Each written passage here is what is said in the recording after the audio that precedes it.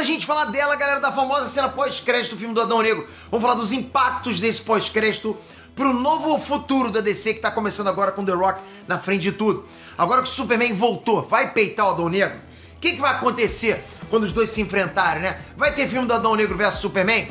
Henry Cavill, ele voltou de vez? Por que não tava com aquela roupa preta do Snyder Cut? Pois é, tem muito mais coisa pra ser analisado sobre isso do que você pensa. Só vem comigo pra gente falar sobre tudo isso agora, vamos lá.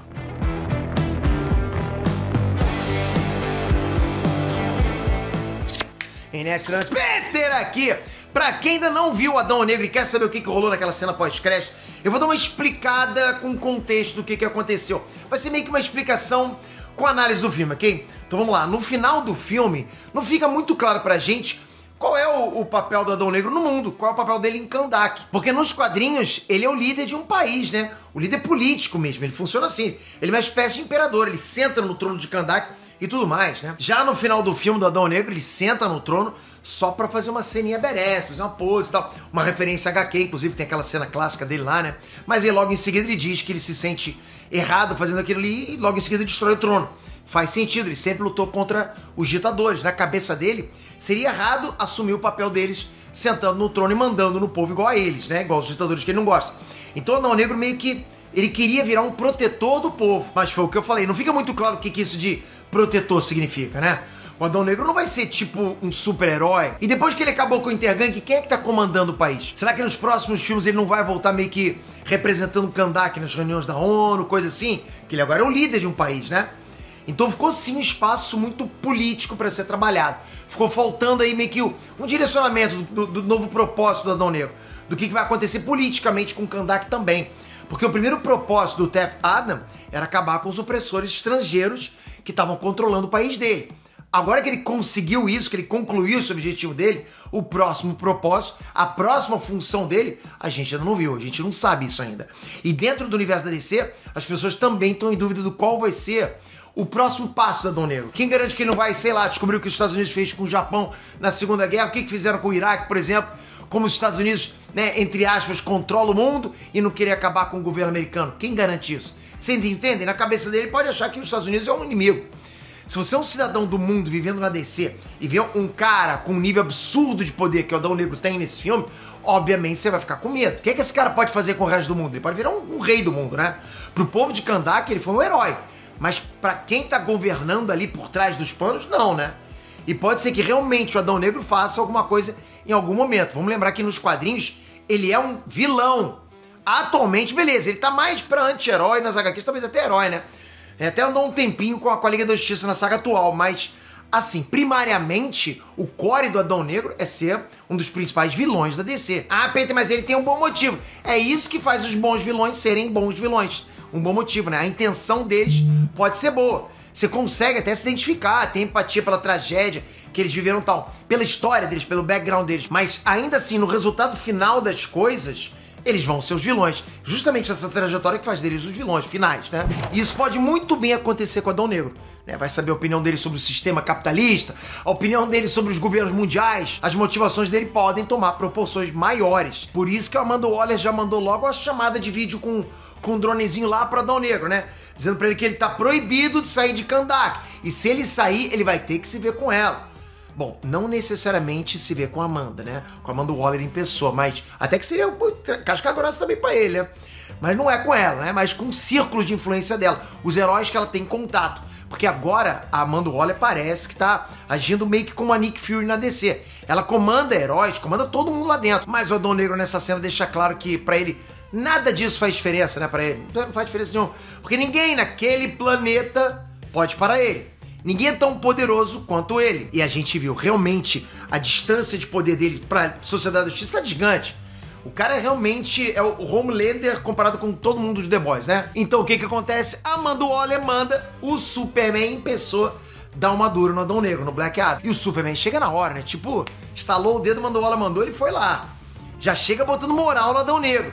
Mas botando moral naquele estilo pacífico do Superman, com a voz veludada do Guilherme Briggs, né? Ele diz que faz tempo que ninguém é um desafio pra ele desse jeito. Algo assim, né? E depois ele diz que eles precisam conversar. Nós precisamos conversar.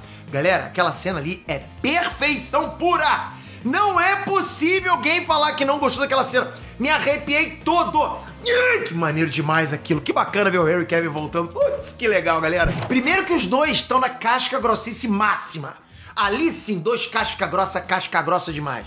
Harry Cavill e Dwayne Johnson estão muito no shape. Estão muito bem fisicamente. Eles parecem realmente personagens saídos direto dos quadrinhos. E o uniforme deles está incrível. Nossa, o Adão Negro com o uniforme dele no final do filme, né? O raio mais amarelo, a capa preta, as botas douradas. É como se tivesse saído realmente de uma página dos quadrinhos. Alguém tivesse feito uma colar, cortou e colou lá. Em contrapartida, o Superman também tá com o uniforme tradicional dele, azul e vermelho. As cores parecem até bem mais vivas do que nos outros filmes, percebeu? Nossa, tá muito, muito bonito aquilo. O uniforme do Superman está lindíssimo. E aí fica a pergunta, por que ele não tá com o uniforme preto? Será que a Liga da Justiça do Zack Snyder, né, o Snyder Cut, não é canônico? Será que a Liga do Joss Whedon, que é canônica? Bom, sendo honesto com vocês, eu acho que ninguém mais sabe o que é ou não é canônico. Nem a Warner. Nem o pessoal da Warner deve saber o que é isso, sabe? O que deve ser canônico, né? Provavelmente os próximos filmes só não vão tocar muito nesse assunto de Homem de Aço, Batman vs Superman, Liga da Justiça, né? O próprio The Rock já falou que essa fase é meio que a fase 1 do universo DC. É quase como se fosse um soft reboot, né? Como se eles estivessem recomeçando do zero. E os filmes que estão nessa fase 1 atual do DCU são o filme da Arlequina, Esquadrão Suicida, do James Gunn, a série do Pacificador e agora o filme do Adão Negro. O resto parece que não tá conversando muito com o que tá rolando aqui, nesse filme do Adão Negro. Tipo, durante o filme aparece o Mago Shazam, aparece a Pedra da Eternidade. Então, tem uma ligação mitológica entre o Adão Negro e o Shazam. Mas esses dois personagens não devem interagir tão cedo. Eu não consigo nem imaginar como, né? Até porque nem tem tanto hype entre eles, né? E a treta tem muito mais com o Superman agora. É o que vai dar o hype, eles sabem disso. Eu sinto como se o Shazam, Mulher Maravilha, Aquaman e até o The Flash sejam meio que resquícios de uma fase passada a DC que os caras estão meio que tentando apagar, sabe? Parece isso. Ou no mínimo estão tentando aí um soft reboot. É como eu sinto, né? Mas de toda forma a gente já imaginava que o uniforme preto do Superman, mesmo que fosse canônico, seria temporário. O Superman não ia ficar pra sempre com o uniforme preto. E pode ser uma escolha criativa também, né? Lá na mesa dos roteiristas os caras devem ter pensado que, porra, seria melhor o Superman ser um contraste do Adão Negro, né? Logo o ideal seria que ele voltasse com o uniforme clássico. O Adão Negro já é um cara do uniforme preto, sabe? Tipo, os caras meio com essa vibe tinha que ser um contraste em tudo, inclusive no anti-herói com o herói. E o Superman com o uniforme preto, ele ficaria mais com aquela coisa de vilão, né? Então tem que deixar o Adão Negro como as trevas, né? Já o Superman tem que representar a luz, a paz. E eu acho que funciona super bem essa cena pós-crédito. O diálogo é bem a cara do Superman, ele parte pra uma coisa mais apaziguadora. Diferente da Waller, que tenta peitar como se fosse uma inimiga do Adão Negro. Policial mal, policial bom, né? Quem que não consegue conversar com o Superman numa boa? Com a Amanda Waller é mais complicado. E é uma baita cena ver o Harry Cavill voltando como Superman finalmente. Naquele momento, galera. É uma baita cena ver esses dois caras cara a cara. Putz, aquilo... Nossa, cara, aquilo foi bom demais. Eu não vou mentir, já tinha visto essa cena vazada, mas mesmo assim rolava uma pulga atrás da orelha. Rolava. Aí sempre quando você se depara com isso no cinema... Eu tô sendo honesto, ou seja, eu fiquei realmente surpreso pra perceber, mesmo sabendo o que ia acontecer. E adorei demais ver aquilo. Nossa, eu pulei, eu fiquei feliz, eu consigo imaginar o futuro da DC agora com os dois, filme dos dois. Nossa, vai ser bom demais. Lembrando que foi o The Rock que insistiu muito pro Henry Cavill voltar pra Warner. Vocês se lembram, né? Henry Cavill tava até sendo cogitado na Marvel. Pô, botaram vários papéis pra ele. E ó, não para por aí. O The Rock, ele fez isso porque os planos dele são que role um filme mesmo. Adão Negro versus Superman. Ele falou isso no Twitter, galera. Ele quer que esse filme role, aconteça. Mas óbvio, né? Tudo vai depender da recepção do público, né? A esse filme do Adão Negro. E com certeza, a galera tá gostando pra caramba.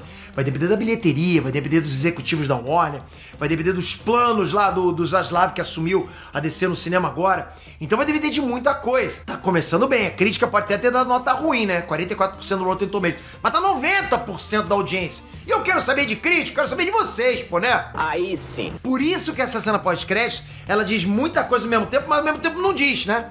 De um lado ela já cria um conflito, uma rivalidade e uma situação que pode ser desenvolvida mais pra frente. Mas por outro lado, se não for pra frente, podem só dizer que o Superman e o Adão Negro conversaram e entraram no acordo ali, tá tudo certo. Tipo, o Superman chamou ele pra conversar, temos que conversar. Eles conversaram e beleza, ficou tudo certo. De uma forma ou de outra, acredito que esse universo da DC indo por esse caminho, um universo preocupado em agradar o fã, tem tudo pra dar certo. Esse é o caminho certo.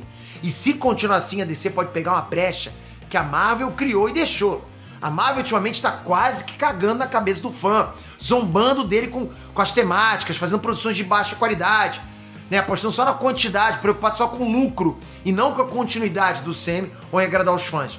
Porra, a gente é fã, a gente tem que falar também, galera. Fiquei muito tempo batendo na DC, elogiando Marvel. Batendo DC, elogiando Marvel, né? Me chamava até de Marvete. Agora é a hora o mundo capota, não capota? Agora é da gente falar que a DC tá agradando os fãs e a Marvel tá fazendo bosta, né? Então eu acho que se continuar assim, DC toma a frente. Eu não vou dizer que... Lógico, no histórico a Marvel continua na frente, que tem um universo compartilhado muito mais coeso, né? Mas a DC tá vindo com muita força. O que eu vi nesse filme do Adão Negro, como é que eu vou dizer pra vocês? Eu sei o seguinte, esse filme do Adão Negro, quando a gente para e pensa em filme de super-herói fantasioso, ok? Não nesse esquema de Cavaleiro das Trevas, né? Porque Cavaleiro das Trevas é um filme de super-herói, mas não é aquela coisa de fantasioso, super-herói. Mas quando você pensa em fantasioso, esse filme não tem como você não dar 9 e 10 do Adão Negro. Porra, ele tem tudo que você pensa num filme de super-herói. Ele tem jornada do herói, ele tem plot twist, ele tem piada no tempo certo. Porra, o The Rock fazendo piada, aquele esquema de sarcasmo, que foi ótimo.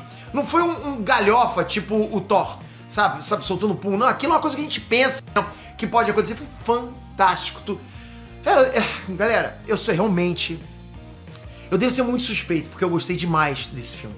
Gostei demais, eu tô tão feliz pela DC, galera, que eu chego a ficar arrepiado de falar isso. Como eu esperei esse momento da DC.